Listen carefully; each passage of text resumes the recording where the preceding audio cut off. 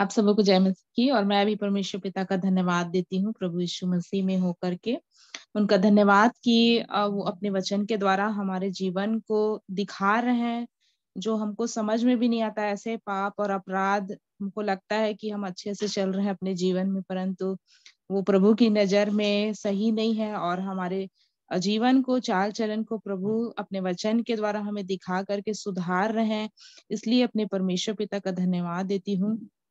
और जो अमन भैया के द्वारा जो वचन हमारे मध्य में आया था, कि मेरे को ऐसे लगा कि स्वयं प्रभु यीशु मसीह परमेश्वर पिता पूछ रहे हैं कि मैं आने वाला हूँ और कैसी है तुम्हारी तैयारी।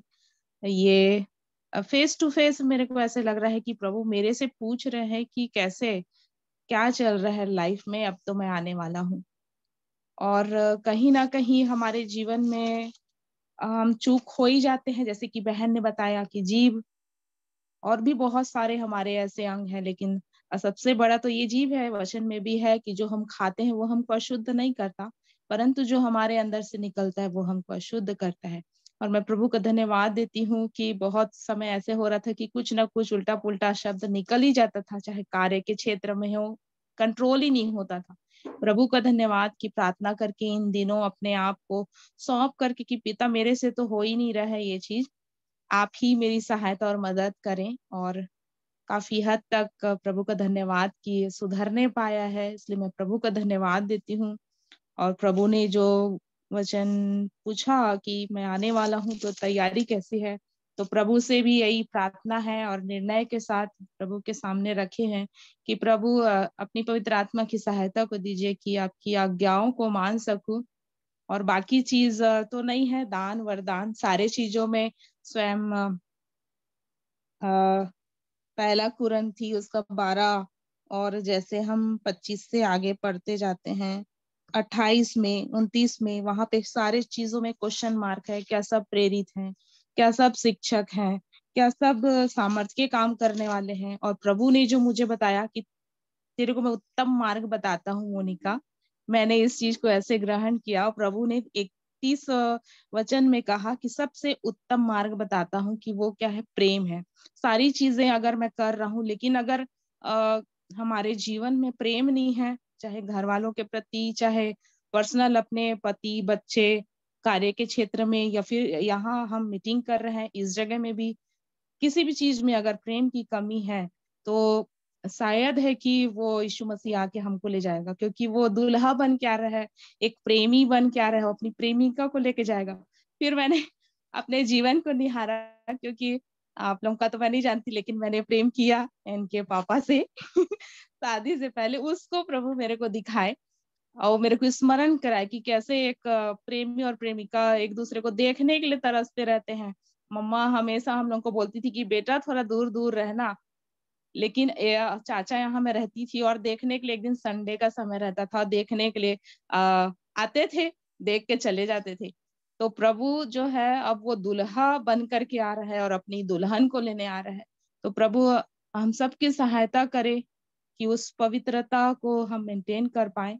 जो सबसे पहला मैंने जो सीखने पाया प्रभु की दया से, जो भैया बताए, पहला पत्रस उसका दूसरा पत्रस उसका पहला का 11 पद में जो है, इसमें भी एक क्वेश्चन मार्क है। तो जबकि ये सब वस्तुएं इस रीति से पिघलने वाली है, तो तुम्हें पवित्र चाल चलन और भक्ति में कैसा मनुष्य होना चाहिए। तो सबसे पहला तो है कि पवित्रताई। और प्रभु हम सब की सहायता और मदद करे कि जैसे वो पवित्र है, हमारी भी चाल चलन ऐसे पवित्रताई होने पाए, पवित्र होने पाए, कि प्रभु जब हमको देखे तो उनसे हमको प्रेम हो सके। प्रभु बोले कि मैं प्रेम हूँ। पतरस से उन्होंने पूछा, क्या तू मुझसे प्रेम करता है?